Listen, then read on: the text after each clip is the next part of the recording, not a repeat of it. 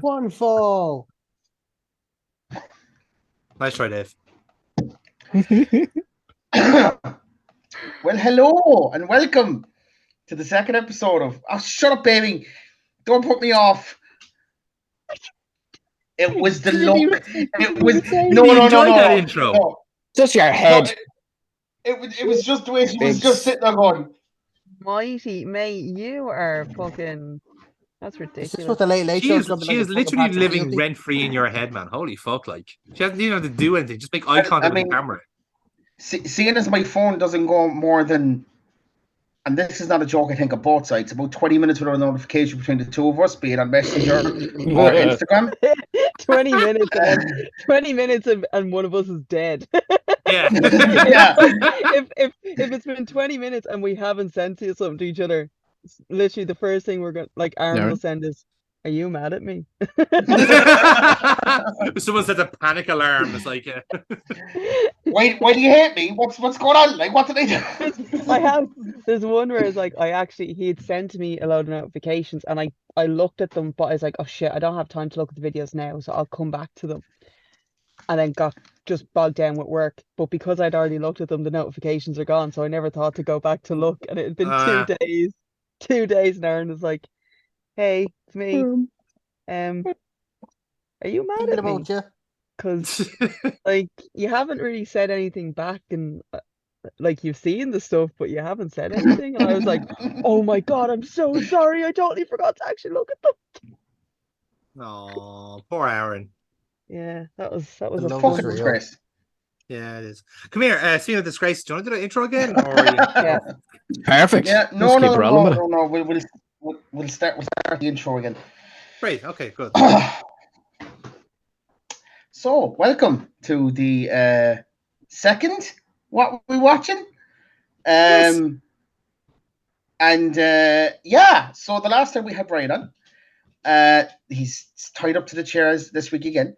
But this time I've got 4 extra people. In Kara. It's the what? Huh? No, carry on. Don't worry, you'll get that one in the edit. Keep going. You're great. I've got 4 other people with me. Why the fuck am I getting stared at? Why do I feel like I've done something wrong? We're literally, come on. Not you, Amy. We're looking at the camera. We're looking at the camera. No. I feel like you're fucking staring at me. And it's not you, Amy. You're not doing anything. I'm looking at my screen. I'm going to change the lighting, actually, because that's annoying the fuck out of me. Aaron, do you want me to send you a script? Anyway. Aaron, stop listening to Dave. Supernatural as shit. Who said that? I'll fucking throw down. I will fucking throw down. Don't come at my safety net. Imagine when she finds out when Jensen Ackles is gay. I'm gonna write him. I'd be okay with that. I'd be okay with that. That's grand in my eyes. Okay, Aaron. Anyway, I'm not even going to try and go again. We'll just cut it from wherever I fucking over. Kira's here, Jonathan's here, Dave is here, and Amy's here. There. Right. And Laura's in the distance. Laura's in the distance. Hi, Laura. We should also say that there's 2 cats. Do a flip. And a Bulbasaur. We've got Sleepy Cat number 1. Sleepy Cat number 1, and there goes the camera. There you go. So, Aaron, your show. So basically, the concept of this lovely podcast that we definitely all planned ahead for. Yes. Yeah. Oh. It's very simple. You just tell me one TV show and one movie you've watched in the last couple of days.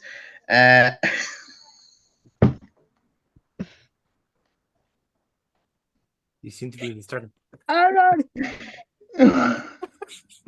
We probably shouldn't have had Dave on this. We probably Dave seems to be a poor choice in this format. He did. Sorry, I was expecting. Now you know what it's like to be me. For this. I wasn't prepared for this. Anyway, carry on. Say that again, Jonathan. Now you know what it's like to be me hosting everything. Yeah. This was like to have to deal with Yeah. you cunts on a weekly basis. Hey, that's Do you know not what hard I- to do you know what I- say. I know. Aaron, I'm gonna mute That was a myself. hard scene too. Like, Aaron, I'm gonna mute myself. So, no, I don't. Do you know what, Jonathan? I say leave all this in. It'll stretch out for time. Yeah. Leave this exact bit in too where Amy says that. Just don't even edit it. Do you know what? Don't even edit it. Just put it straight up as is. Do you know what? I agree. Actually, I'm just gonna just put up just as is and just Times New Roman font, the whole lot, just everything. Yeah. Yeah. No, Comic Sans. Yeah. Comic Sans. Actually, Kira's got a Comic Sans. Perfect. All we need to do, pitch shift and reverse the audio, be fine. don't That's forget it, to exactly. fade in the Go- word art. go The with word art has to be Papyrus, I faded think. in. Papyrus is a good font, yeah. Okay, so who was first on the wheel of Watch? Yeah. Well, the first, I suppose, I'll ask. You know what? On my screen, you and Kira are first. So, okay. So I'll just let you take it away. What's the first TV show you watched this week? Or the most recent TV show, your favorite TV show, whatever. Yeah. Currently been doing a Stargate rewatch. That's we have, yeah. So we have been the last couple of say 2 months? Yeah. We've been watching Stargate since the start because again, as a bit of a sci-fi, I've noticed that I kind of missed a couple over the years. A couple? Yeah, a couple. But That's a bit of an it's a bit of an understatement. understatement. Yeah. To be fair, that's Sky One's fault for rehashing the same 10 episodes. Well, see, it was also that, and I think I was saying to Kier, I've only even though I really really love Stargate watching it, I don't have a massive recollection of it, if you know what I mean, because it is such good, just easy to watch. But it's also easy to kind of forget where you are in terms of the series and continuity, because one standalone episode is usually quite good. The actual quality of Stargate overall is excellent, because as is most kind of serialized shows, there will be some stinkers, but the ratio to good episode to stinker in Stargate is usually quite good. Yeah. And especially with science fiction, because they'll throw a dart at something, and oftentimes not only does it miss, but it hits the person in the bar. So it's not as if it's done anything wrong there. But it's just nice to actually go back and actually watch something that's genuinely just well put together as a sci-fi show. The first season, it was on a budget. It has to be said, but with every year that goes by, you can actually tell the I think it was Showtime that had it for the first 5 seasons, and they gradually kind of incremented the budget as they went along. Showtime to me does not show sci-fi. In my head, Showtime is gritty, real life dramas and.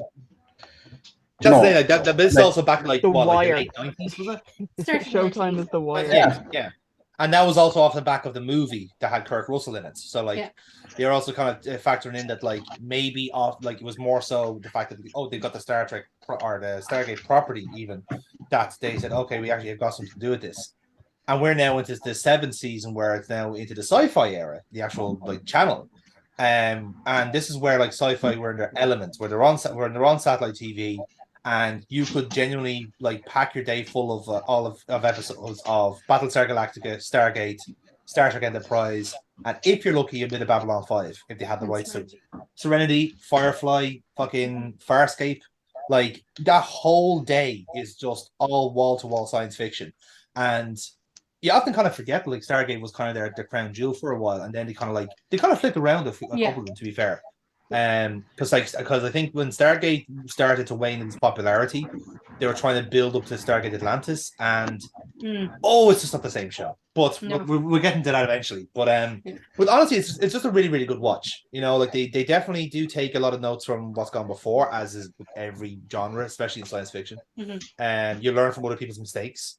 But you also bring in people that are going to be good. You bring in actors that have been in previous works and say, well, these guys know what they're doing in terms of being alien of the week, or being the kind of the proverbial, what I would call the Scooby-Doo character. Here's the important character for this episode. Oh, he's the bad guy in the end. I never saw that coming.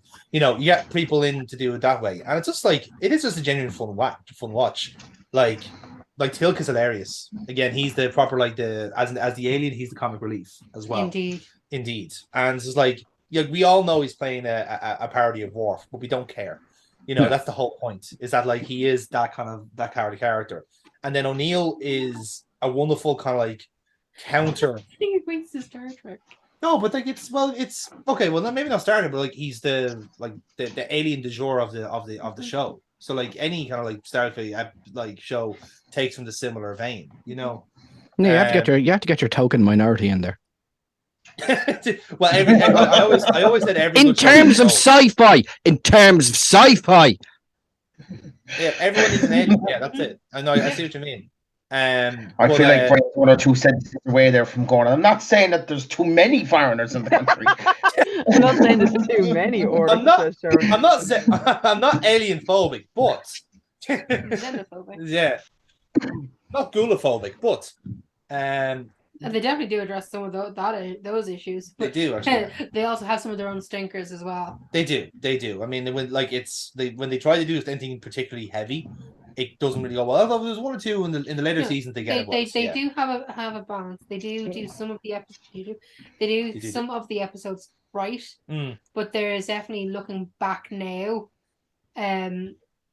you're really wondering what they were smoking to think that what they were writing and filming was like correct in any way, shape, or form. Yeah, like you're always at the mercy of the writers and directors in that sense, and some writers just have such a unconscious bias in a sense. Yeah, I'm being diplomatic about it. Some of them are like, yeah. It's well recognized that there are racist episodes. What is she pissing herself laughing about? Not an alien racist. An alien. It is important to clarify what we're talking about. Yeah. It's like as soon as it went up, both me and Aaron seemed to cop it at the same time. Yeah. Dave, a quick Photoshop there of that Father Ted scene with Brian's face in it. We'll pop it up at the end of the edit there. What's the closing screen. What's the name of the alien race out of Stargate again? Do you really like that Tilk again? He's Jafar. Goa'uld? No. He has a Goa'uld. Yeah, Jafar. Yeah. Sorry. I keep saying Jafar. I know. Jafar. I know. Is that my brain immediately just keeps saying Jafar? Is it Jafar? There's a crossover. How much attention you've been paying? There's a Photoshop. I clearly not enough. We'll have to start again. Jonathan's too busy thinking about all the videos he has to edit.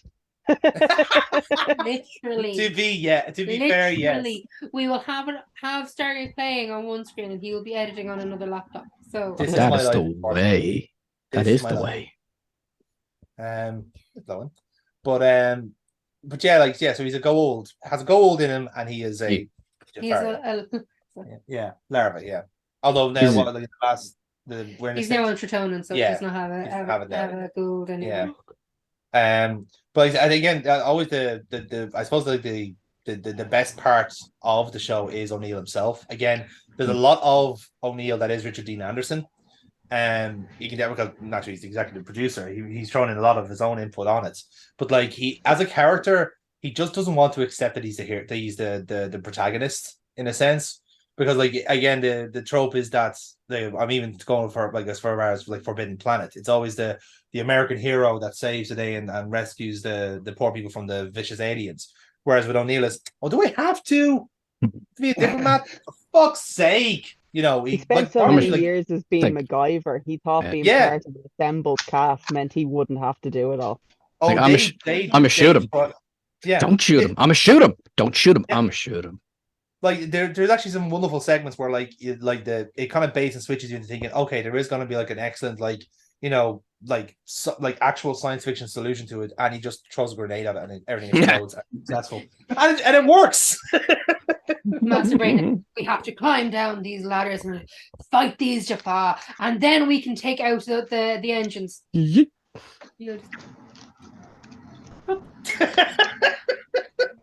So it's basically, what if Indiana Jones was in space? Yeah, essentially, yeah. Like, I have to say that Groundhog Day episode. Oh, I was literally about. Thank you, Brian. It was literally my backswing. It's the funniest fucking episode. Honest to God. And again, like it is such a small. It's like a 5-10 minute like bit of that episode. It's not the full thing. You remember it being the full thing, Yeah, But it just escalates so much to the point where, like, even after that scene, he's just there kind of stumped because he's run out of things to do in this loop. Like, he's done everything. It's like Fruit Loops for 3 months. Yeah. 3 months. Like, it's so funny. But yeah, it's a real fun watch. It hasn't aged like some like kind of shows at the time has. You know, the CGI, like, we're at that stage now where, like, the budgets are like, they have budget for CGI. It doesn't look that kind of like off or anything like that. I think even the first season, the goals were like still kind of like the stop motion, weren't they? In certain sections, they yeah. use a lot of physical effects. Yeah. Or cutaways. Particularly with Stargate. Yeah. They would just use lighting. Yeah. The character. Hey, I can understand it. Cost measures, and you don't need to always, like, people would have gotten so fed up with it as well. If every episode there's a Stargate opening or closing, like, yeah, you know, okay. They were clever with the language, because, like, whenever they had someone new going through the Stargate, they'd use the effect, because it's getting across like, this is what they're experiencing for the first time. We've seen it. We don't really. We need to look at it again, but it's their first time through it, you know. And yeah, so now we're at the stage now where, like, they're like, the Asgard look realistic. They don't look like kind of like the kind of puppety kind of look they had the first 2 seasons. So that's pretty good. But yeah, no, it's genuinely good watch. And I'm actually, again, for someone who like me and my dad would have actually would have sat down and watched Stargate together, you know. But, like, he would have been he would have just been in fucking, like, if he was a gay man, he'd be madly in love with O'Neill. Not even Richard Dean Anderson, but he would be just like madly in love with him, because I think he just relates to him on an emotional level. I don't know, but emotional. Okay, well, some level. A lack of an emotional level. I can concur to a father figure with that one. Yeah. Yeah, exactly. Yeah, it sounds purely physical. it does sound, to be fair. Yeah, I mean, I wouldn't put it past him, but that's what I'm saying. Like, he's it's definitely a action rather than words. Yeah, exactly. And that's the character overall, isn't it? Like, but yeah, it's a fun watch. I'm enjoying watching it back and actually kind of like filling in the blanks that I've missed, and actually getting all this kind of the backstory, and like realizing, oh god, there's a lot more races and storylines in this than I remember. I'm just enjoying the structure of it. I'm enjoying that they leave. Love a bit of racism. Love sure, who doesn't? You know. But well, the fact that you leave threads for them to pull on the next episode, that's a smart. That's clever the way to do it, you know. But yeah, really not an alien Ra. Not an alien Ra, indeed. So, Aaron, who's next on your screen? On my screen, Amy's next. It was actually Brian that was next, but because he's gone out, he's back to the bottom. Brian's back. You check it out of it. Aye. Well, look, I'll go with Brian next. Brian, what have you watched this week? Like, the obvious joke is Bluey. Yeah, I've watched Bluey. Well, of course I've had to, because I want to have peace for 7 minutes. Been trying. Now, I get bored of traditional media quite, quickly.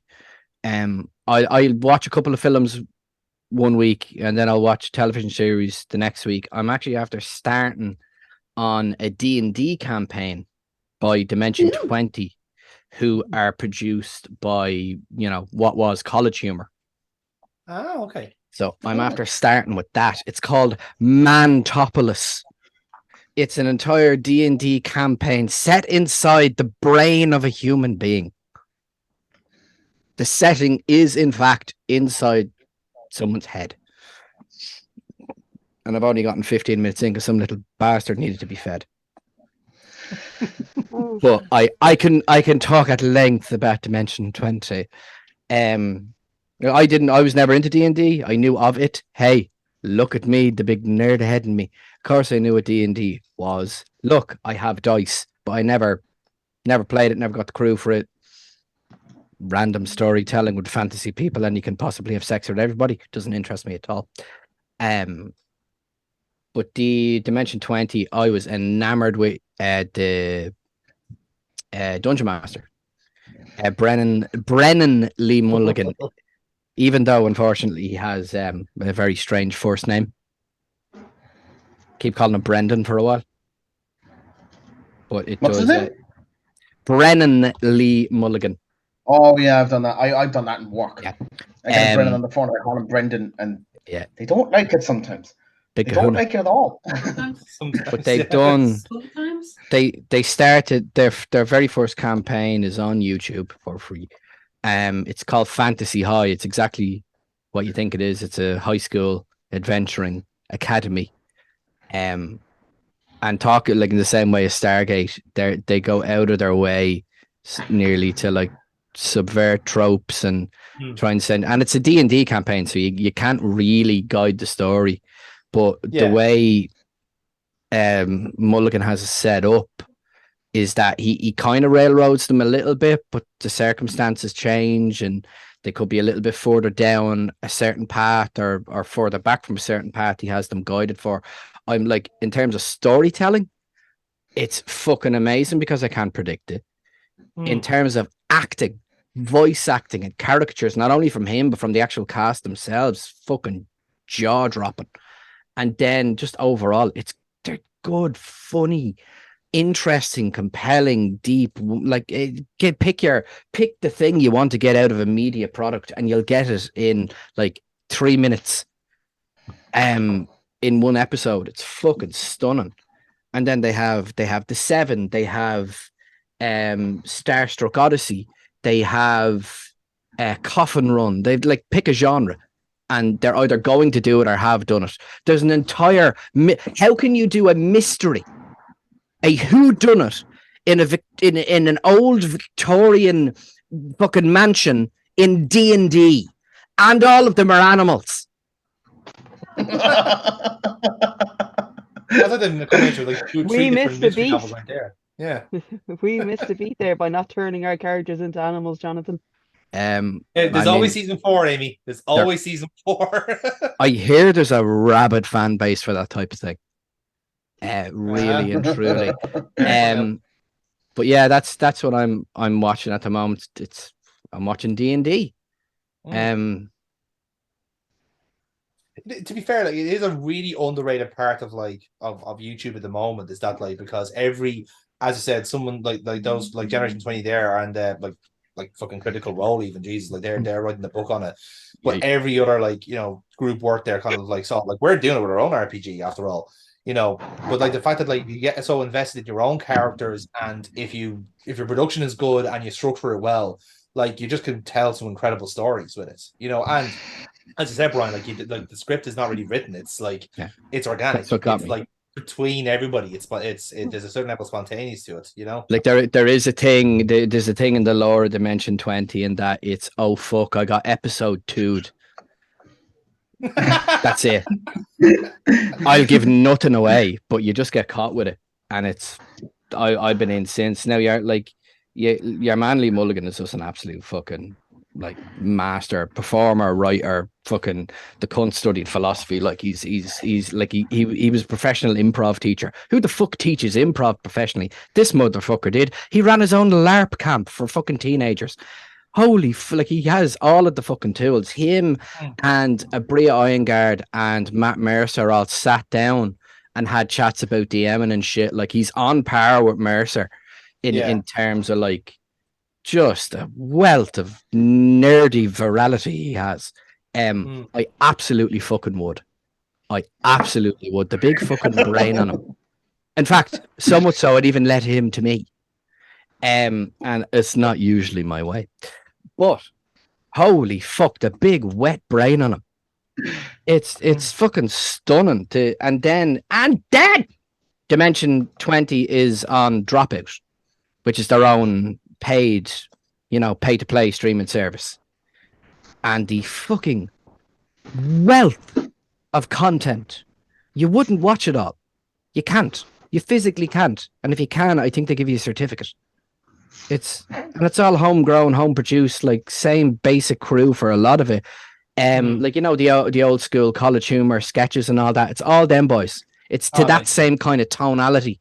Yeah. And then they have game shows. They have a game show that's about game shows. It's called Game Changer. They change the game show every game show.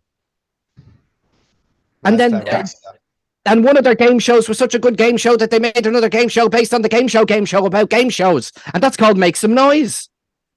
God. Amazing. I love it. I love it to bits. I do genuinely love groups like that in a sense, because like you look at them and thinking like fuck, like even from my own side, that like from my personal stance, like running 2 different channels, we're thinking, oh yeah, this is a really original idea. Like, this is gonna be great for the nerd section. And then like I look at another group doing that and go, oh fuck, we should have done that. It's like, it's too late. That was 2 years in the production. Doesn't matter, you know. Again, like you have it with the College Humor lads. I had it with a crowd called Loading Ready Run, who were from Canada, and they've been around years, like properly like 15 years. They were putting down sketches. You know, I think they predate College Humor by a good 7 or 8 years. You know, these lads were doing it while they're still in school, like, you know. But now they're like a very comfortable, steady streaming service. But every now and then they'll do like a very interesting series that's pretty good. Like they did a rewatch of the James Bond movies, because the most recent one was on the way out, and like that was just fun because it did it in a very like technical manner and was going through the productions point of it, and then also trying to like kind of compare each Bond movie amongst themselves. And then like the year after that, then they said, okay, do you know what? Let's just do a Top Gear style road quest, and they literally call it road quest, where you go from one point to the other. And the inspiration was that, we got some drones on the cheap, so let's like actually make a documentary about Canada. And I think it was all about the Victorian countryside and Saskatchewan and all that sort of stuff. It's like, that's genuinely nice, and it's also the most adult thing they've ever done. That's the most grown thing. Oh, look at all this wonderful nature. It's like, yeah, that is actually quite nice. It's lovely. It's like, not to be an American or what? That's deadly. I love it. Yeah, it's gas being in the when you're in the office, kind of like in this context. This context is better because these are all mad bastards and I love you. But when you're in like a really homogenized like work setting, and they're like, oh, like, you're watching that recently? I'm like, I'm watching fucking Dungeons and Dragons. I'm watching people play Dungeons and Dragons. They're like, what's Dungeons and Dragons? Oh, we're gonna be. This is gonna be a long tea break for you. Okay. Roll for Are you just Constitution. about to hit the end of your 15 minutes, or do you want to wait until we're on your hour lunch break to start? I believe, Amy, it's called a short rest. Not the way I do it. The way I do it, working from home, it's called a day off. It's all well and good until she gets home and realizes she has 57 voicemails from Brian explaining the entire continuity of D&D. And a bunch of messages from me going, "Do you hate me today? Why aren't you responding to anyone?" You didn't respond to any of my reels today or my memes.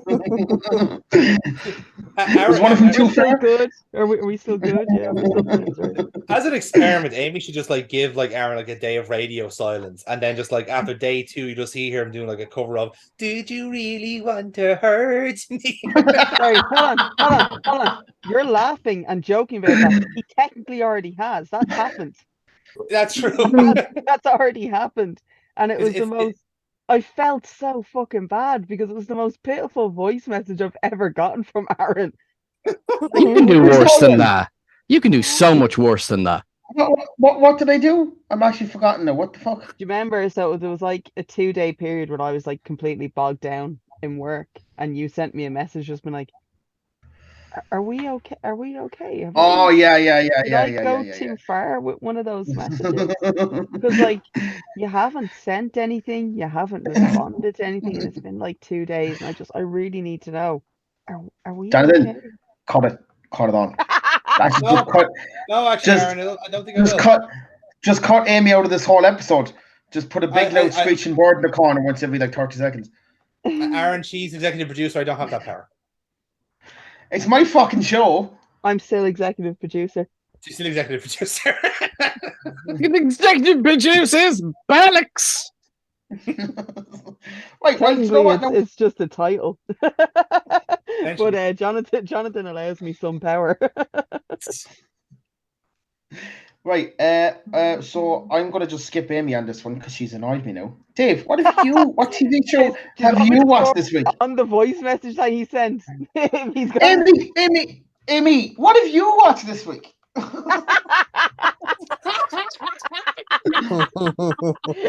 I watched copious amounts of reels that you sent me this week. Lovely. No, but really, actually, I binged watched the entirety of the Grand Tour. I found I It's was so on. good. I was watching Dave, and there was an episode of one of the older episodes of Top Gear was on with Richard, James, and Jeremy. I was like, shit, these are actually really funny episodes. I like the challenges. There's an awful lot of pretty cars, but it's the challenges that I watch it for. And then I decided, fuck it, I'll see if the Grand Tour is on the Fire Stick, which it was. So I binged watched the entirety of that in like 3 Hey, days. Amy, if you have a VPN, the BBC iPlayer has every episode of Top Gear ever. That's what I'm at. Yeah, because I was only saying to Jonathan and Kira there on Saturday that I was raging that I couldn't find one of the particular specials. I think it was the African special where I love that one. he has Oliver. Is that the African special? Yeah, that's the one I want. Yeah, I that's like a good episode of that. Yeah, I love that. But that one and the first American special as well. Is very where good, where Hammond drives into Alabama with "I Love Hillary" on the side. Yeah. Yeah. They actually they're like, we have to cut it and get the fuck out of here. And the cameramen are being chased in the back of a truck by a bunch of hicks. Like, what was it? Man love is cool. What was the example? But yeah, so I started watching. I just kind of binge watched the entirety of the Grand Tour. And I think it's the last one they did before Jeremy got them all cancelled, and it was a Scandinavian film. Oh, the Scandinavian flick is the last one, and where I actually forgot that it was like James that crashed the car for once instead of Richard. And as me and Damien, my brother Damien, were watching, was like, they're too fucking old to be doing this. Like they are. Was one more after that. There was one more after that. Yeah, that was the second to last one. Yeah, this the one they just done apparently is the Euro. Yeah, the Euro one. Yeah, that's the last one because then Jeremy went off and had to say shit about Megan. And prick. And he got Jeremy's farm cancelled as well because of it. Good binge though. No, that was. I don't think they didn't Amazon say that they didn't actually cancel it? It's just that we're not renewing this contract. It's gone out of business now. Anyway. It's the exact same. Yeah, he has his own lager brand, and he had to recall like 7,000 bottles because they're all exploding on people. Yeah. But really? Mm-hmm. Oh yeah, he had some. On that one. I've known a few people to be able to do that as well, but let's spend my time in Bangkok, huh? A lot of people exploding over a lot of other people. I will leave it there. Really There's a reason why it's called Bangkok and not Bangkok.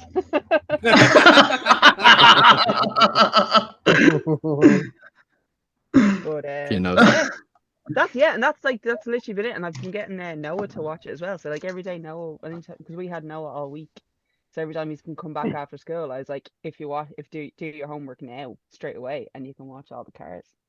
And he's like, hell yeah.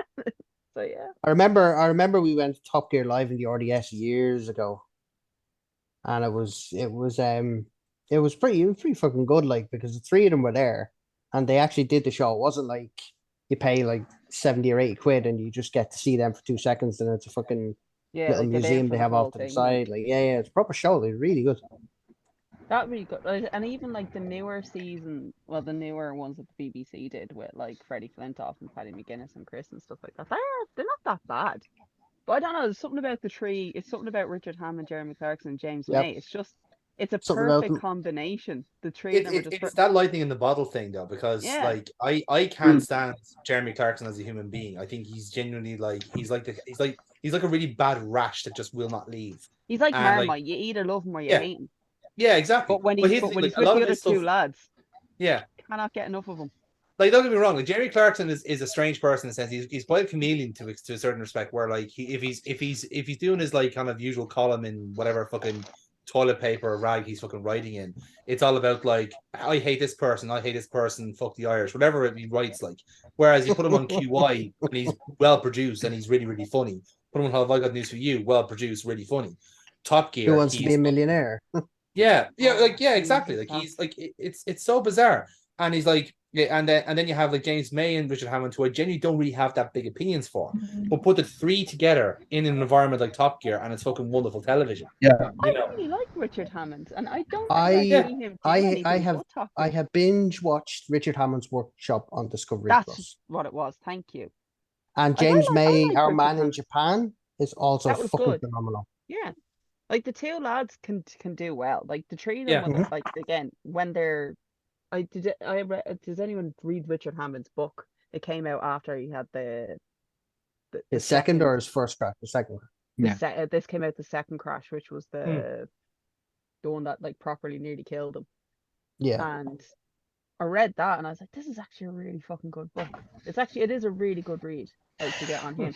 And then when you're watching like the Grand Tour, every fucking joke that they have on Richard is basically like, oh Christ, we're gonna have to get his trousers are gonna have to be cut off. Like it's like, have you ever taken off your own trousers? Or have they always just been cut off? Like they're able to rip the piss out of themselves over everything. And it was the Who Wants to Be a Millionaire stuff as well. They were just like, oh, it's like just kind of like you on Who Wants to Be a Millionaire when people ask the host and you know fucking nothing. It's like like they're able to do that, and just like there's like it feels like it's like when you're listening to OSW. It's like you're listening to three lads just ripping the piss out of each other, and it's enjoyable, and it's good crack and stuff. And like just the Bolivia special where James May nearly macheted Clarkson, that was probably one of my favorite. Fantastic. Like he nearly like solved everyone's wishes. Yeah, there's one of the things as well. It's like after watching it, there's a meme that I constantly send to Aaron every time it comes up, and it's always like you and your bestie like laughing outside the gates of hell, or because you're being turned away from heaven. And it's the Jeremy Clarkson and Richard Hammond pissing themselves laughing. I finally, thanks to watching the Grand Tour, I finally have the context of what that's from. Yep. Also, we have a separate chat with another meme, which we quite love from Aaron, but we won't go into that just now. that's for a different conversation. Yeah, that's one of my favorites. Thank you for that. Aaron. Yeah, that is. I believe that's probably for Nerds After Dark. Look at his face. It says it all. Nerds gone blue. The worst thing is, I don't even know what you're fucking on about. That's why I'm afraid for seeing them. What is it? There's so many memes. There's too many. Dave, send it to me. Oh yeah, well actually, because I made it. I forgot about that. But right, yeah, that's what I've been binging, and I'm finished it now, and I'm so upset because now I have nothing else to watch. I either have to like start from the beginning. Have you binged the whole lot? Have you binged the whole from episode 1? From episode 1, yeah. Oh, so good. I know, yeah. Like every time I'd like be working, like I'd start work, I'd actually take the laptop, go downstairs and start watching it throughout the day. And every like 2 hours, my mom would be walking. Are you still watching this? And I'm like, you don't see me come into you when you're watching Yellowstone and going, are you still watching this? Yeah, I hate that. Like the fucking audacity.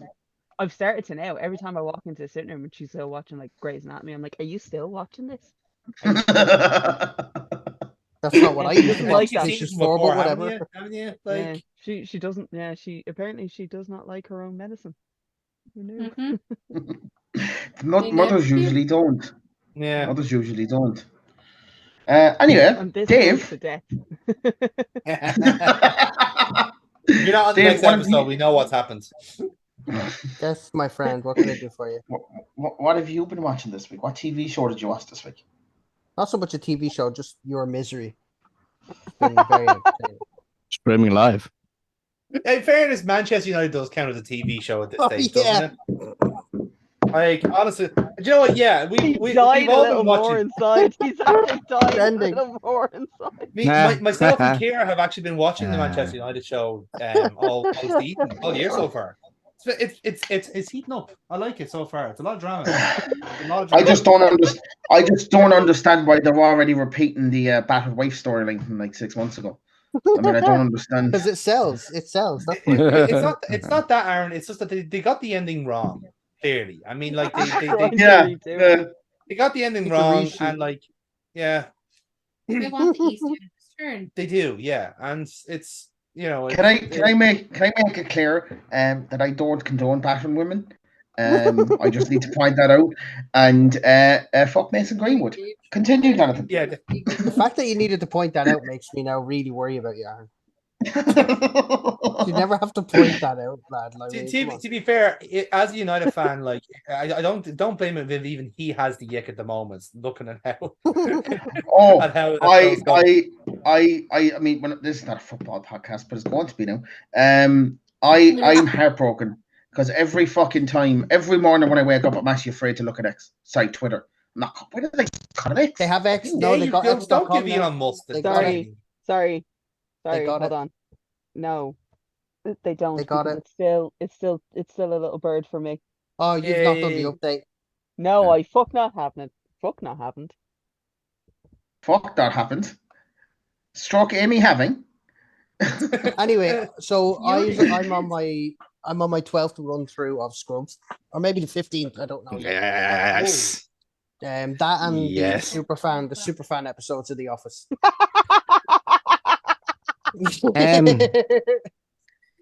Dave, how many seasons of Scrubs are there? Fuck off, you! Don't start this. I want to know. I want to know if you're correct. There's 8 seasons. Yeah, exactly. There's 8 seasons. Yeah, you're right. Good. You're 100% correct. KC. Yeah, no, it doesn't count. Don't know what you're talking about. There's no 9 seasons doesn't exist. There is no 9 seasons. There's an 8 season. And it ended right where it should have, and the end was perfect. And there's a Bulbasaur on Kira's head. Yeah, but I have to get mine now. We're all gonna whip our bulbs out. I may as well get mine. Right, I'll go now, I suppose. Provided that this long. No, I'm not done yet. Don't interrupt me. Everyone else got the time. Fuck you, Aaron. Everyone else got the fucking time, you prick. I'm not done yet. So anyway, The Office. Who watched The Office here? Which one? The US. One second, no. I said one TV show. You done Scrubs, your time's up. I said one TV show. I didn't know there was a time limit. Jonathan didn't get a time limit. No, nobody gets a time limit. Half an hour. Hey, Jonathan, you want Star Trek? Dave, we got double time because it's me and Kira. Yes. No, but what? No, also, but he's literally trying to cut off Dave altogether. I'm just trying to say. I just need to say this one thing. The reason I'm doing it is because turkey. Is that Dustin the turkey? Yeah, Bulbasaur's downstairs, so Oh my god! Yeah. Can I just point out Can I just point out something very funny? It does involve a Man United player. Harry Maguire just scored an own goal for England, so that has to be it now. I think he's done. No, that's a filler episode of the United season. That's how is he a professional footballer? Can anyone explain that one to me? He's just got a great agent. That's basically it. Yeah, that's basically it. No, suction on him like a Dyson. Gotcha.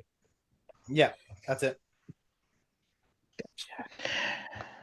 Anyway, Dave, chop. The Office, right? So Scrubs in The Office. I think it's 2 TV shows apparently. I got a Peacock subscription so I could watch the Superfan episodes, the extended version of seasons 1 to 6. And there's so fucking much that they don't show, which is absolutely amazing. Does anyone else watch them? Superfan episodes? No. Who would like to see my untimely death after this following statement? I think The Office is shit. Fair. I'm gonna half agree with that. No, it's fair. It's not for everyone. I mean, it's not for me. I need to point out is that it's not that I don't don't find it funny, because I do. Let's be honest, Kevin tripping over the chili is dripping it on the floors. Fucking hilarious. It's one of the funniest things I've ever seen. It's just that I've tried to start that show from start to finish 7 or 8 times. I can pass episode 3. And I'm just like, you have to push past the first season because they tried to carbon copy the British one in the first season. You have to push past But Okay. I'm much. that. It does get a little bit. It does get better. it. It becomes its own kind of entity I got- after the first one. Okay. I find that Gotta be I find that the way It's Always Sunny in Philadelphia. I've Yeah. never Like, watched that. Sometimes, like, couldn't I'm get one of those into things. Like, I can watch. I can sit there and have it in the background, and it's grand. But it's like some episodes, I'm just like, I will sit and definitely watch just this one episode, and I get that with like The Office. Like, there's some episodes of The Office where I'm just like, I have to watch these episodes. Do you know? The fire drill do you know the- episode, I have to watch it. Yeah. Yeah. First aid, Lion have started to the watch it. fire. Like those, like those types of episodes, I will always kind of like, I will set aside to watch them. Yeah.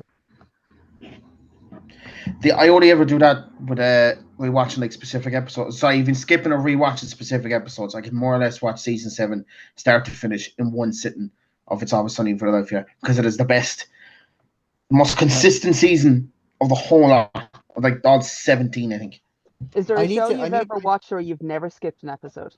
I've never skipped an episode from it. I can even No. take. No. You're saying, like, I mean in full, not just like one season, but is there like one TV show where you're just like, I will never skip an episode? Yeah, I have a few. Scrubs. Scrubs for sure, yeah. Scrubs straight the way through. without skipping. Lie to me. Fucking love Lie to Me. That was good, yeah. I heard good things about that. Yeah. It's very nichey. It is niche. But That if you was like the it, you one, love it. that was the one with problem with Mr. me is- Orange. Yeah. What Yeah. was his name?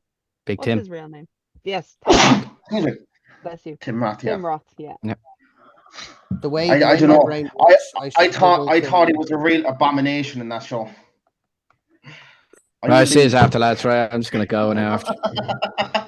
Brilliant. Brilliant. Oh, I'm very funny. I'd high Don't five appreciate you it. if you were there. The way If my you were brain here and works, I was there. struggle to watch like new programs. I struggle so hard to watch new shows. I think end up the watching only just new the same show- shit over and over and over. I don't get Has bored to of it, catch or me. annoyed. Has to catch me like right away. It's a golden age You of know- content. I'm not farting around with something I have to wait till season 12 till it gets good. Fuck off. Get me See, now. that's the- Do- I think Yeah. do the you- only do the you- newest new show that I would have watched actually would have been The Boys. Oh, the boys. And And the that's, boys. but like it's only 8 episodes a season sort of thing. But Yeah. it's one of those ones where it is like, for me, it's kind of consistent. It's like, oh, this is actually really fucking good.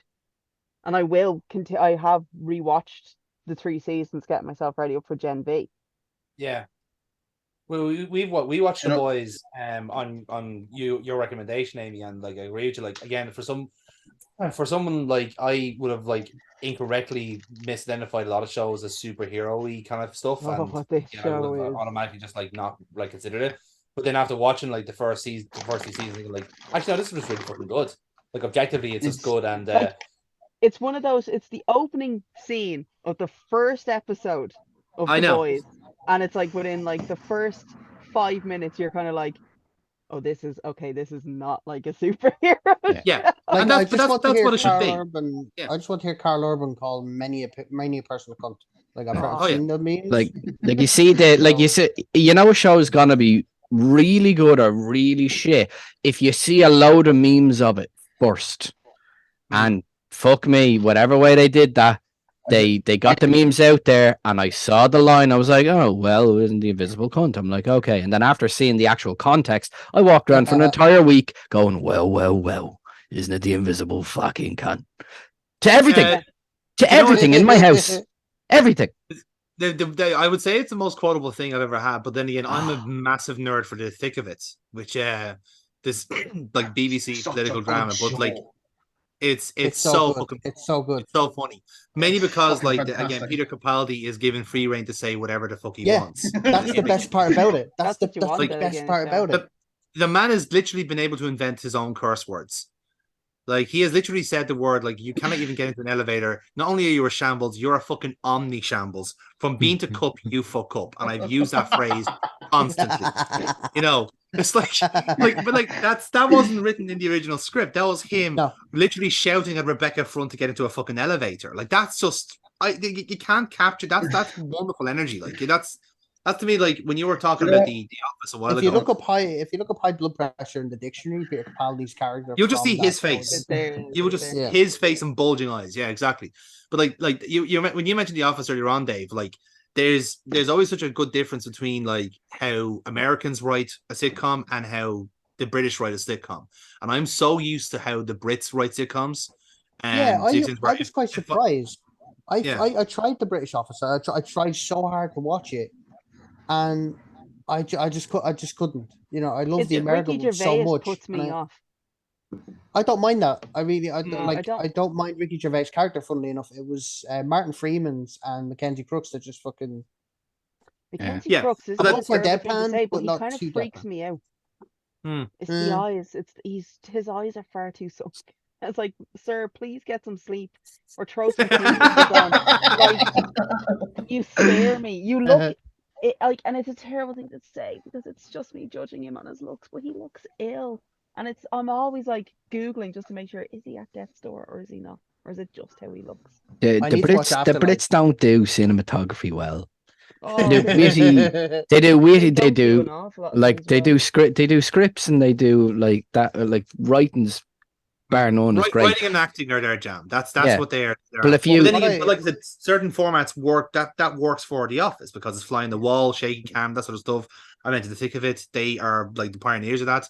Like you're not looking for the like wonderful like diasporas, like the fucking West Wing panning cameras, beautiful, all this sort of stuff. It's a different show. You know, it's a completely different energy you want as well. At least with the thick of it, they do that because everything is a stress and a panic. None of these people are actually good at their jobs. Even the cameramen are shit.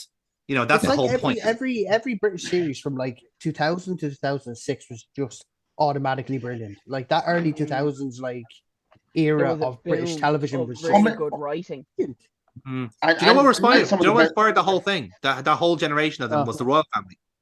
That's what inspired that. Because they did family as a single camera show, and it's literally you're just watching a bunch of people sitting in their fucking living room watching TV. They got Gogglebox before it was Gogglebox.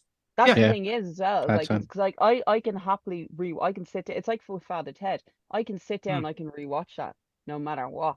Like, and I'll never get sick of it. Like Father Ted is a show where I will never skip an episode. Cultural phenomenon. It's the same with the Royal Family, and both of them are only 3 seasons long. Yeah, but it's an achievement for writing though as well, because like your urge is to move, is to end the scene and do something else, like go to a different location, move on to whatever it is. But no, they just keep the scene going. Just and it's great as well though. So this is the thing with the Royal Family is it's one thing that I always love about. It's like when Sharon, the neighbor, who you never see at all, and they're just like standing at the window, just looking out the window. You never see what it is. You're just literally looking at the cameras sitting on their arses. Yeah, like. Of Denise and Barbara just leaning out the window talking about toilet paper. You're just like, I don't like that we relate to this as much. And it's the Christmas episodes as well, because remember when they used to do the Christmas episodes for the Royal Family, and obviously always at Christmas, and it would be the same thing. Everyone in our house, we used to literally we'd finish Christmas dinner, we'd go into the neighbours, have a few drinks, and then we'd be like, right, we're gonna go home and we're gonna go back next door and watch the Christmas episode of the Royal Family, and then it completely destroys your heart. You're just like, God. Can somebody explain Gavin and Stacey to me, because I just never. No, I can't. Got it. I didn't like Gavin and Stacey. No. Yeah. Thank God. So we're all in agreement. I think it has something to do with the Welsh. That's my best guess. Do you know what it has to do with me? It came out at a time. Gavin and Stacey came out at a time when Rob Brydon wasn't as well known as he is. Yeah. And that was his kind of, I think that was his kind of real platform. Like a lot of people say it was fucking James Corden is where he kind of got his jump. And yeah, granted he did, because he was writing and he was obviously Smithy in it. But I think that really kind of opened up the world to Rob Brydon. Yeah. And that's where it kind of came from. It's like with Friday Night Dinner. Oh yeah. I still need to watch that. I still need to watch that. Very good. The fella who died, the fella who plays the dad in that, who died recently. Recently, he's like every single week in that, I was utterly convinced he was not given lines, and he was just go what you were doing. Because some of the stuff he said, it's like the take of it. There's definitely no way someone wrote that down on a piece of paper and handed it to him instead of say it, because it's too fucking funny. But that's the idea. Like the script is the guideline. Like I said it to you guys when we're doing like after credit stuff. It's like I have written it to how I think you like the character would say it, or how I want to get this point across. But that's not your natural speech pattern. You say it the way you would say it, kind of way. And it's the same for most kind of like comedies as well. Any good comedy especially sitcom stuff like that, has to have that bit of flexibility. Like, Oh yeah, you can improvisation have is like, so important. Yeah, you need to be able to improvise. absolutely, yeah. Because there's everything else. Like, there's one thing about like me writing a funny character, but I can only do so much, and it's up to the actor that's portraying them to put on the extra bit. You know, I can like they could be the most hilarious, wacky, out there character, but if you have a fucking dry shite playing him, it's not gonna work. No. Like, I was having this conversation at work a while ago about Father Ted.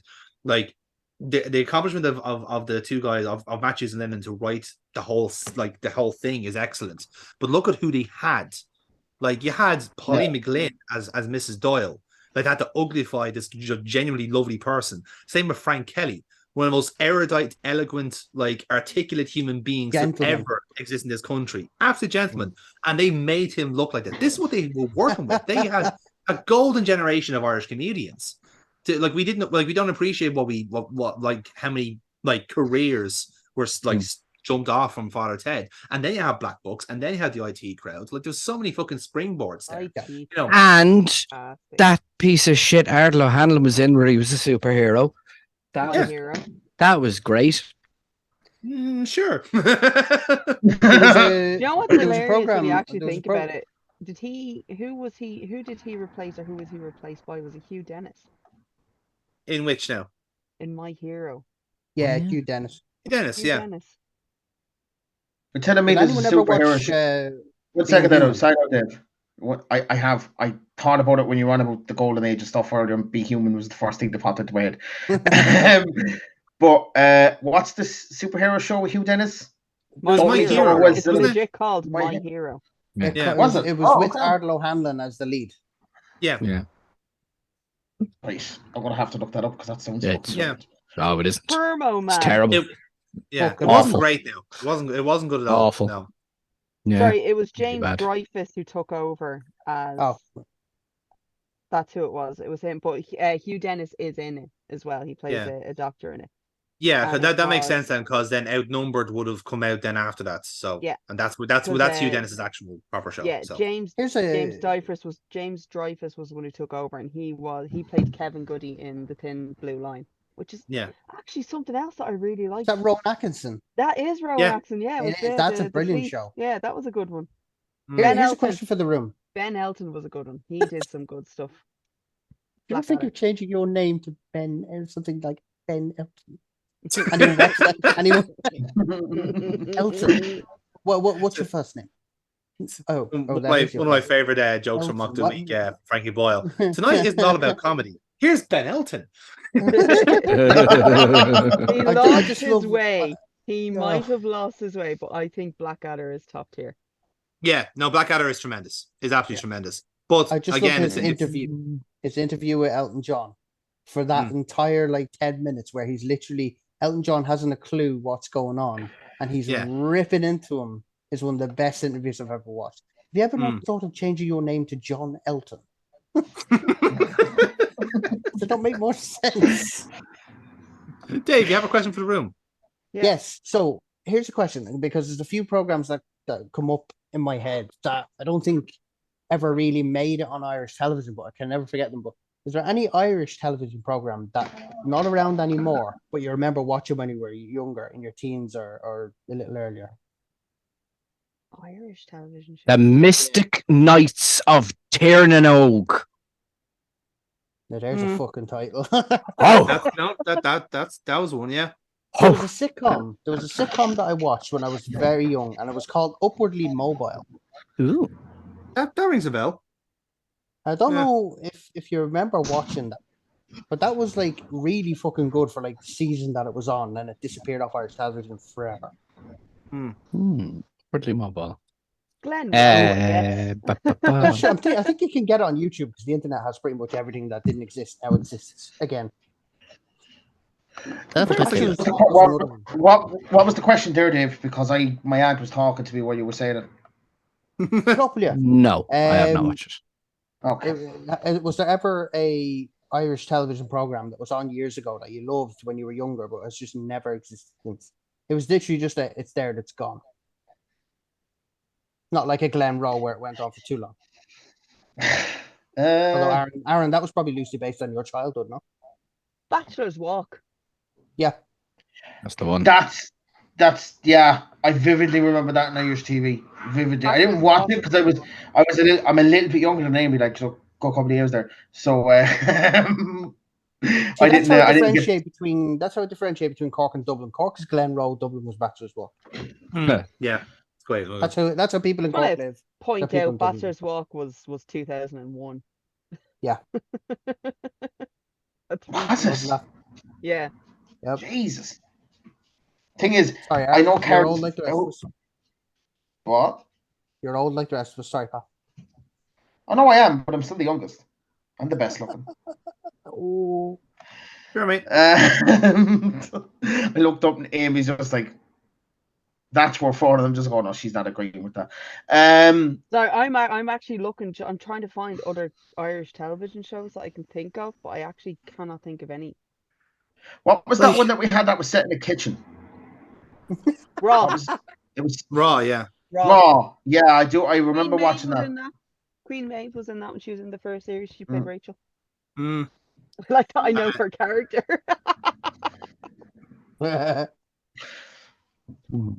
Like it's the only one that's coming to mind because I didn't watch much when I was younger. So like the only really coming to mind for more recent would have been the Savage Eye, which was hilariously like when satire gets a bit too on the nose. It's like that guy was like he was given a budget by RT and he decided to burn every fucking bridge he could, which I could respect, to be honest, because he was proven right.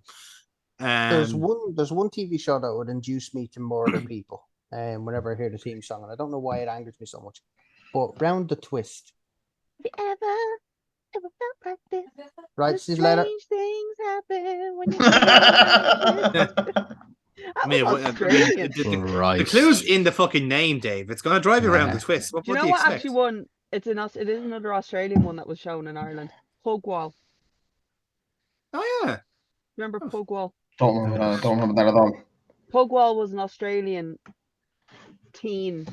children's teen show, and the main character Pugwall was like in a band. Pugwall, yes, yeah, I remember Pugwall. And there was another. I was the one mixed up with Fergus McPhail, mainly because like it must have got like an Irish broadcasting sorry because he sounds Irish, but he's clearly the most Australian name you could say in the accent. I don't know. It was always Australian shows that kind of got showed. Ready or Not was another one. It was about two girls who were friends, and it was like Ready or Not. That has actually unlocked a very deep memory in the back of my head.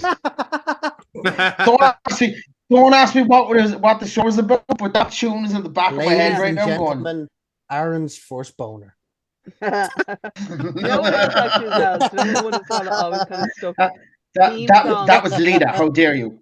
Theme song that always stuck with me. California Dreams. California Dreams. Yep, that's the one. That one just, and that's also on my Fire Stick. I was like, I wonder if this is as good as I remember. So shit. It's so shit. Nowhere near as good as I remember. I watched every episode. Age well. No, it didn't age well. Aaron, was the two blonde twin sisters the one you were talking about? What one was that again? Sweet Valley High.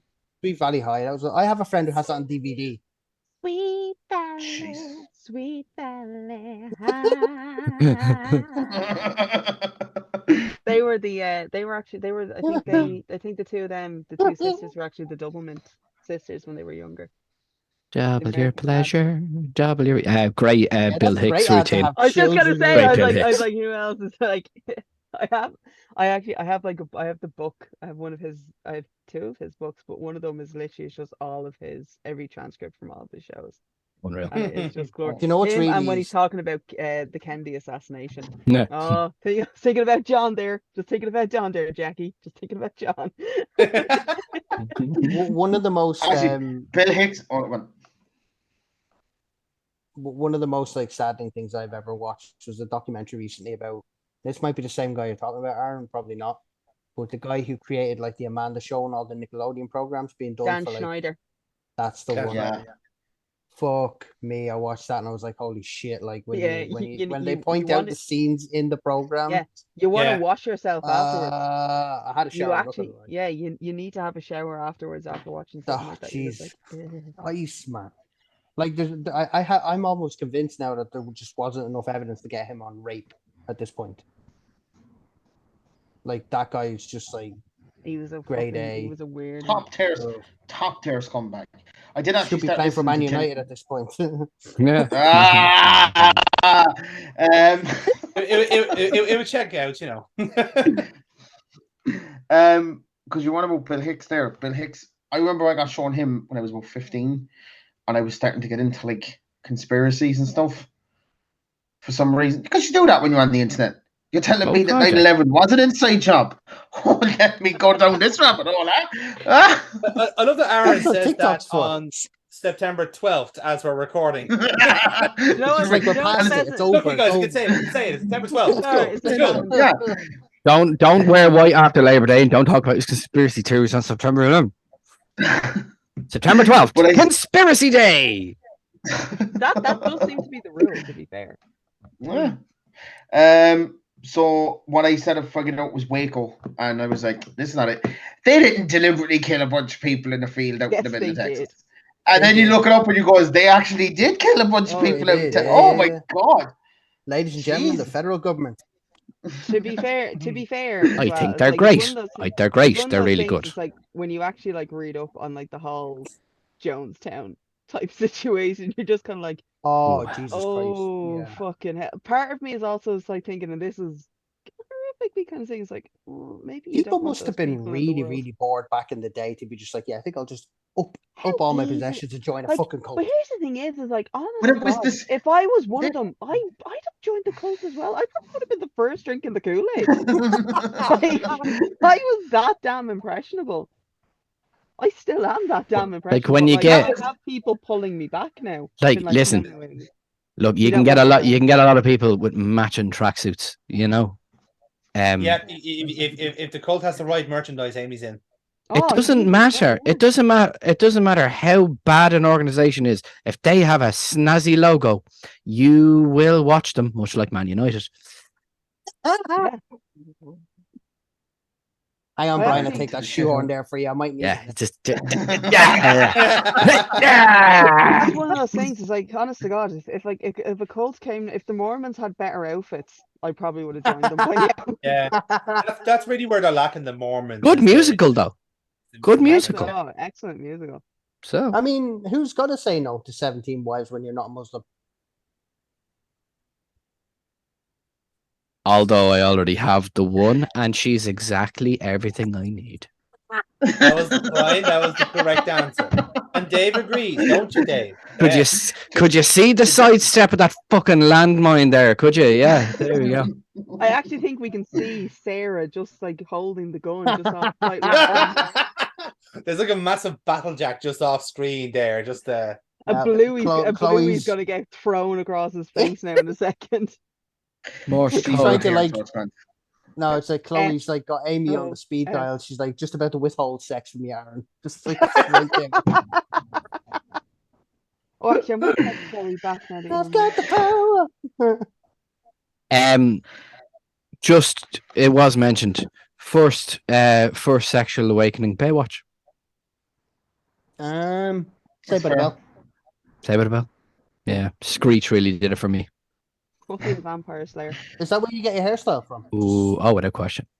No, I lie. Aaron got his from early doors Eminem. When I first saw the movie Labyrinth. You two are a rap god, Aaron. Was it David Bowie's gigantic? David Bowie's. Crotch, yeah. David Do you know Bowie. what, Amy? I'm just happy you said that, and it wasn't like, oh yeah, that puppet got me off. That goblin. Oh, goblin number 6. Goblin number 6. Ah. Oh, I wanted to gobble him. Gobble that I goblin. tell you. The dwarf and the Goblin number goblin 6. I costume. call him Oh, yeah. Goblin. That's what I I like. tell you. Right? You know what? To be fair, actually, I am correct in saying he was the Goblin King. Oh yeah. Oh, is And he that had where more- you got him? And he had more than enough to feed a family of 5. So it's because he was a daddy that you quite fancied him then. Oh, love me a daddy. There you go. David Bowie. I fucking didn't have a belt, or else you'd be gone completely. But he did have a big Legless. lovely orb. Big lovely orb. He had an excellent orb. Yeah. He had lovely orbs. He David's had a orbs. fucking Mm. baby's fist holding an apple. And a baby. So a baby Hello. farm holding an apple. Like, I I'm going to say this. When me and Brian did this the last time, there wasn't a bit of sexual innuendo. No dirty jokes. Amy's on it once. I want about David Boy's I cock. fucking bollocks. I've done that edit. You two were filth. Tip for you, Aaron. Horny since the 5th minute. When you say, Aaron, that you had a clean podcast with Brian and you have someone who edited the fucking we all show know in the that's corner a here. lie. Hey! Yeah. We need more smart people in Cork there, Aaron. Jesus Christ. I believe that was supposed to be ironical. See, we used to have smart people in Cork, and then they decided to build the fucking stadium that we're supposed to get, our own little 3 arena, which was approved 10 years ago. Enda Kenny turned sod, and it hasn't been touched since. Well, you see, your first mistake was that Enda Kenny touches. Enda Kenny touches things you should all the time. Yeah, that was the first mistake. I'm sitting here now and hope that the Cork City Council see this. Will you build the fucking event centre? We're kind of desperately needing it. You have a really nice opera house. We need good bands. I'm sick of that fucking bus to Dublin. No, I just say even Killarney gets gigs, like, you know what I mean? That's the problem. Like all we have is live in the marquee. We had fucking Kanye West, 50 Cent, Lady Gaga when she just started out come through the doors. Elton John did 155 nights. Christy Moore did the other 112, and it was fine. And now at the same time, like together. Like what are we talking about here? Like, sometimes they took a day on, took a day off, took a day on, took a day off. Christy Moore doing, lads, this one's called Rocket Men. Hup. Hup. I gotta be honest. Oh, yeah, in the last couple of years, no, they got to tell me no. It's really good. This is a really great song. No, I'll tell you what, this man, he's a man. He lives in the sky. He's a man who lives in the sky. He's a great fellow. No, and he told me all about it. No, and I know his granddaddy. And I turned around and I said, he's going up there. And I said, right, fair enough. But he's some man. He's a rocket man. Thank you, very good. That was actually quite good.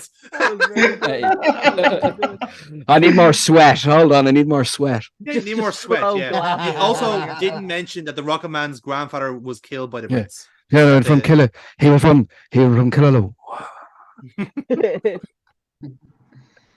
So what you're saying is, Aaron, in short, they all came once and they never came back. Effectively, yes. That seems like well. What did Cork do to them? Good night, Corkton. There will not be an encore. Hi, Cork. They told me this gig was in Dublin. They lied. So that's actually what turned it crazy. Okay, that makes more sense. Oh well. To be fair. Although to be fair, Kanye probably get on well in Cork. Yeah, he's down there anyway. It's the only place. Do you know who else we had? We had fucking Drake. The first 5 years of Live in the Marquee had some already world-class talent and future like platinum selling willing artists just before they blew up. And within 5 more years, it was literally just, I'm not even joking, it was literally Elton John and Christy Moore sprinkled in with like some 80s group that's doing their first crowding more than like 500 people in like 20 years. Erasure. Yeah, so they were that's the trend. They came to Cork, shithole, they left. I just can't the only reason that these bands come back is because Cork, they enjoyed their time in Cork way back when they had crowds and the unemployment was through the roof. Do you know the game, the Rainbow Unicorn?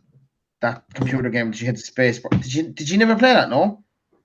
No, I had the internet. This was on the internet. What was it? Rainbow Unicorn. Rainbow. Am I gonna get some fucking Rule 34 shit? No, I can't be doing this again. Thanks, Aaron. Got the Cork virus. Thanks, Pop. Rainbow Unicorn Attack. Is that it? Yeah. Yes. Robot Unicorn Attack. Okay. They're both, but basically the same thing. Just the robot, I think, is set in hell, and the other one's like supposed to be in heaven. But in Rainbow Unicorn Attack, there's a song on that by Erasure, Always I Want to Be With You. And my favorite part when I saw Erasure live was that when that started playing, I don't think they expected the crowd to know what the song came from, and the 2,000 people inside there sang that entire song from start to finish, and you remember just standing there at the end of it going, "What the fuck do you know that?" It came out in the 90s. And we all just went Rainbow Unicorn Attack, and they were like, "I'll probably get paid for it. That's good." And then I said, "Well, who else did they have with that?" They also had a lot of actor rejects, and one year they had Alexandra Burke, who has a great voice. Win. What? She won, didn't she? She was going. Yeah, that's why I said like. She was just going shopping. Musical. Yes, she did. For the Bodyguard. Yeah. But the issue that I had when I seen her was like, she was a very good singer. Why does she think she's Beyonce? The whole time. She's British. Yes.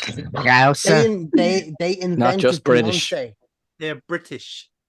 They invented Beyonce, not me. They invented everything. Or if they didn't invent it, they'll just take it anyway because that's kind of their thing. I don't know. Well, they either took it, or they had it, and then they lost it. You know what I mean? James, you know what, Brian? And this is a crazy thought. Imagine if Christy Moore had done a cover of Beyonce. That'd be mad now, wouldn't it? You know? No, don't tell him it's coming and saying he's a great old man altogether now, but he wouldn't be doing it now. He wouldn't want to throw it around the front ring and carry on it now. And I said to him, "No, if you like it now, but he wouldn't ring road on it." Hup. It's the It is the. I agree. It is the hope. The hope makes it. Made a false road, you know. And I'm then turned around and said, "No, I look like Bulldog, but no, I got 9 name problem. I'm not one of them."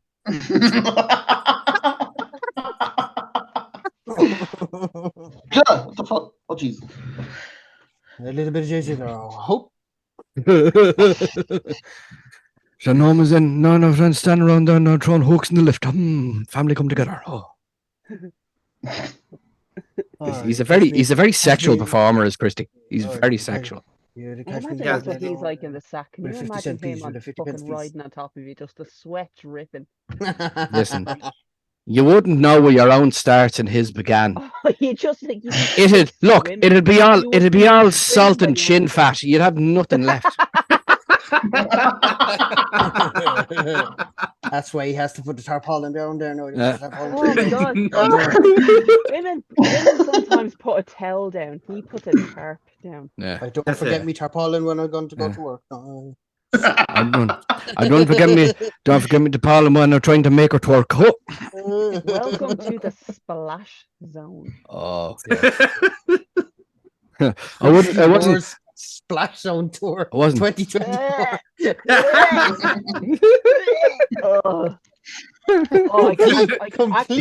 I can taste the salt. I can taste the salt, and I'm not even there. More slip and slide. It ends with a hoop.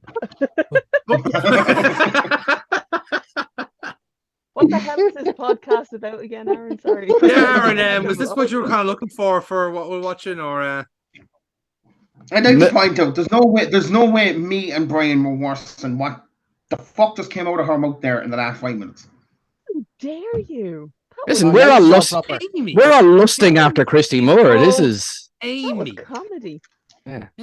And I didn't bring in the JA, so I mean, realistically, I'm actually been really good today. You didn't do what? She hasn't mentioned him. I've done really well. Yeah. So we've actually been trying to make this series work out, you know, and now you're just kind of different way. Yeah, just being disrespectful now, to be honest. Like, you know, we're like, don't forget your condom when you're going to do the dirt. No. Don't forget your condom when you're going to do the dirt. Anyway, did anyone? We'll get back to the actual point of the show. I started watching. What did you start watching? I started watching the Daryl Dixon Walking Dead show.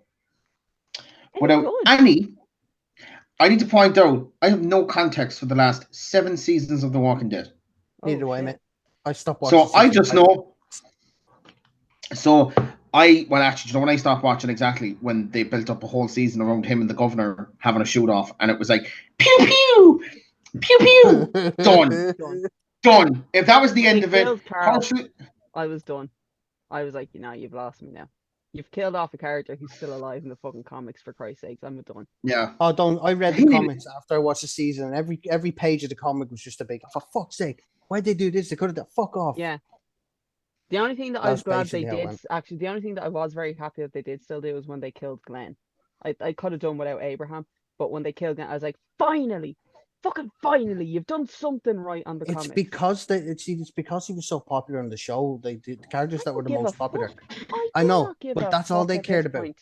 If they kill Glenn, the ratings go down. That's unfortunately how TV fucking works.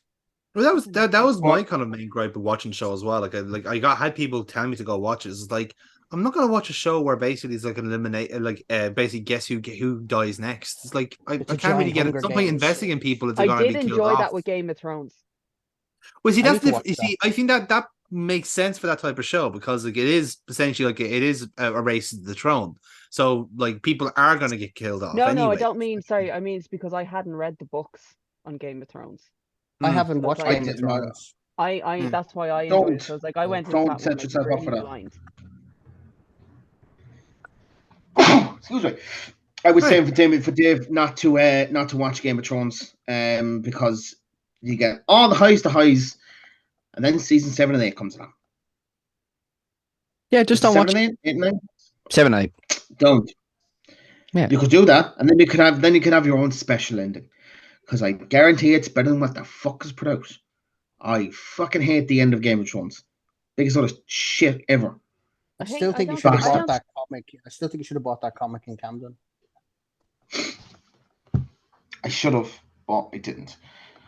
Like, there's so many I can't even rent to the property because fucking Dave is there and he hasn't fucking seen it. I'm just like, I don't like. You can rent I haven't seen it either. I don't really care. You can rent away all you want. To be fair, like Sean Bean died at the end of season 1. I went on protest. Like, to be fair, well, okay then. If Sean Bean is listed as one of your characters as an actor in your TV show or your movie, he's going to die unless it's Shark. Oh, I've watched 2 films where he hasn't died in either one. What films has he not died in? Tell you now. It's one he did with Jeff. Fucking what's the name from? He done one with Jeff Daniels. He doesn't die in it. Oh. Country Heart. There we go. The main thing I know on dying Martian. is The Martian. He doesn't die in the Martian. Jeff Daniels and Matt Damon in the Martian. He's in. Yes. That's a good movie. That is a really good movie. Actually, I gotta watch that again. I haven't watched that in a while. I haven't watched Interstellar since I've seen it first. I don't want to ruin the like amazement. I got that in Blu-ray. I still think it's still my favorite Christopher Nolan film. Oppenheimer will probably beat it, but I gotta watch that again just to be on the safe side. But that whole 5 minute scene and that. I took a day off work to see Hubble 3D in IMAX. Best thing I ever done. An entire film about the Hubble Space Telescope, narrated by Leonardo DiCaprio. Oh, well, that just sounds delightful. Did you buy any crypto after it? No, it wasn't around then. Yeah. A little bit of crypto. Leonardo DiCaprio didn't hawk crypto, did he? I know Matt Damon did. So. That was Matt Damon. They all look alike. They were in the ads. They got paid to do ads, but they weren't involved in it. You can pay anyone to do an ad about anything. Well, actually, that's not true because all those actors are getting sued. They are all getting sued. By people who lost money in that original crypto company bust that all the actors were in. And the funny part about it is that Larry David's also getting sued for it. And I feel like that's fucking hilarious. He finally did something that was completely out of his comfort zone in like selling something because he doesn't usually do that. Yeah. And then he gets sued the first time he does it. Like I told you. Imagine a scene as he gets the letter in the post. It's like, yeah, I'm getting sued. He's looking on the flip side of that going, there's my next sitcom. That's what he's thinking. There's my next sitcom. Crypto bust. To be fair, he's like, Grant, I'll be able to make my money back on this one. Thank you very much, American Postal Service, for giving me the idea. Do you know the when you run about there, English shows being very quick and fucking like to think of it, which like the actors, the cameras, all this like stuff. So they did that perfectly in an American way was Veep. Yeah, well, Which Veep is is made by the same a man. Beef is, yeah. Yeah, it's the same Yeah. fella and stuff like that.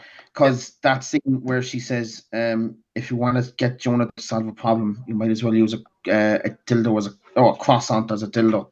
Crossing the dildo, And then they yeah. try and speak, and then they try and speak again. And this is like, no, I didn't make myself clear. They fuck everything up and it makes a fucking mess. Well, it makes sense. Like, program is that? like Veep. It's Julia Veep. Louise Dreyfus. I highly advise watching that show. Beef That is good. fucking hilarious. so. It's got one-liners in it are not as good as the English one, but some of them are fucking fantastic. Like I didn't see that actor.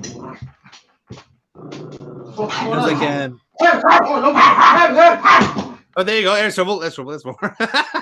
That is Jasper and Rocky. They have apparently disagreed on whether. To be fair, all they have to do is look at each other, and they will. That is lose literally their what shit. just happened. They just That's look at literally each other just what and they happened. lose their shit. Rocky was asleep on my lap one of the nights. He was literally sleeping, and Jasper just woke up and started barking at him, and then he went mental, and then he bit that Aaron's dick, and I laughed. I'm telling you, if I had foreskin at that moment, I wouldn't have had it anymore. I'll tell you that much. That would have been gone. So what was I saying? Yeah, Veep is good. And a show that I can't watch because I never got to answer earlier that I can watch start to finish with no bad episodes. Parks and Rec, which is The Office, but better. Yeah, it's good. Yeah. Parks and Rec. That the best line out of that is the director's favorite outtake as well, which is what Vincent did. Oh, for fuck's sake! Don't show that to public because You're a racist now, Father.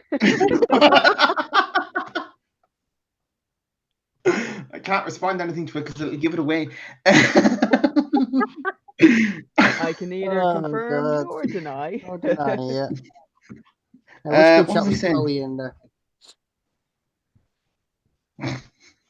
Right, what was he saying? What were you saying? TV shows in Parks and Rec. We can Yeah, watch Parks Oh, and Parks and Rec, yeah. I think Parks and Rec, yeah, that's and the ending is perfect. So there's a few shows that maybe went on a season 2 longer than it should have, but had the perfect ending. Yeah. Which was great. So I really enjoyed that, and I also quoted that a lot in London too, which I got a very dirty look for at one point. Wasn't from me. I wouldn't have known what you're fucking saying. It was what was it? No, it wasn't. It's you know what? That's the funny thing. It wasn't even a Brit. It was a foreigner, and it was like, oh look, a building, and he takes a photo of Buckingham Palace. And when I did it, I just had some foreigner beside me just going, like genuinely confused as to what I was doing, what I was quoting, and it was just okay. And he just walked off. It's like I'm not that weird. To be fair, though, I mean, with the accent, they probably thought you were a bit special. Or you're going to bomb a pub, one or the other. Nah, train station. Yeah. No, didn't they do the pubs? No, the Irish were the pubs, were they not? Yeah, the Birmingham Yeah, 6 were the pub. And the Guildford 4. Yeah. Great, Anyway, great routine by Dara O'Brien. What do you think I'm gonna come and bomb York Model Railway Station? Yeah. Right, I'm going to end that here because I need to go because I didn't realize it's 10 o'clock. So You you're young. Chloe. What? You have to ring Chloe. I couldn't deal with the phone Oh. sex. It's not enough for me. We don't. This We. is I'm actually funny because when me and Aaron are sending voice, Hey, look, they don't have phone sex. At 10 They o'clock, have- he'll always be like, "Here, I'll be out. I'll be back in like 20 minutes." And then so I know he's talking to Chloe. No, they don't have phone sex. They have telecommunication love making. You make it sound so much classier, Brian, to be fair. Yeah, it's amazing how someone can make it sound so classy, but like when you're in the room with him, he's pure filth. He just has that raw sexual energy that's very hard for. Layers. I'll actually say this, however, Like he's a cake. an excellent driver. There you go. Shocked. Man knows Yeah. his way- The man Shocked. knows his way around the motorway, huh? Aye. None of them telling no the one man gonna say the one on the back road and front road and all the road. I tell you, I was one of the got on town and said there's no electric scooter, that's just me Mickey. End on that. That is what we were ending it on. So this has been fun. I've barely talked through this whole thing. I just kind of left it up to the group, which is great because I'm fucking tired and I didn't really want to talk too much. So I love Aaron. I honestly, Aaron, I love you, man. But I love this. Like this morning, he sends in a peek behind the curtain here. He sends a message into our group on lads. Would anyone fancy doing an episode of what we watching tonight? You know, it'd be great to get it going. And then I already have Amy. shattered. I already have Amy in on it, and if she doesn't do it, she's dead to me. I believe exactly what you said, and if she doesn't stick to it, she's dead to me. And then fast forward essentially 10 hours. I'm too tired to speak. Brian, do your impression of Christy Moore again. I don't want To be fair, I'm going to jump into Aaron's defense. He did say between 7:30 and 9:30, and we started. He did. To be we fair, started at 8 and we're finishing at 10, so we did hit. Yeah. We have thrown him off his bedtime. In fairness, he has. We are working on court time as well, which is like 15 years before. Yeah. Okay. So I'm going to just leave. Yeah. Here, Joe, you go. I'll do the outro. Thank you for joining us here on what's the name of the show? What you watching? What are we watching? What we watching? Aaron, you can go. Thank you so much for joining us here on the Nerds Are Us channel, where we were doing What You Watching. Aaron has been your host. I've been a guest, Amy. That was Jonathan. Kira's asleep in the corner. Brian / Christy Moore. And Dave from Edinburgh had joined us. Thank you so much. Like, subscribe, follow, all that good stuff. Let us know what you're watching. Let us know what you're not watching. And we will see you. Bye-bye.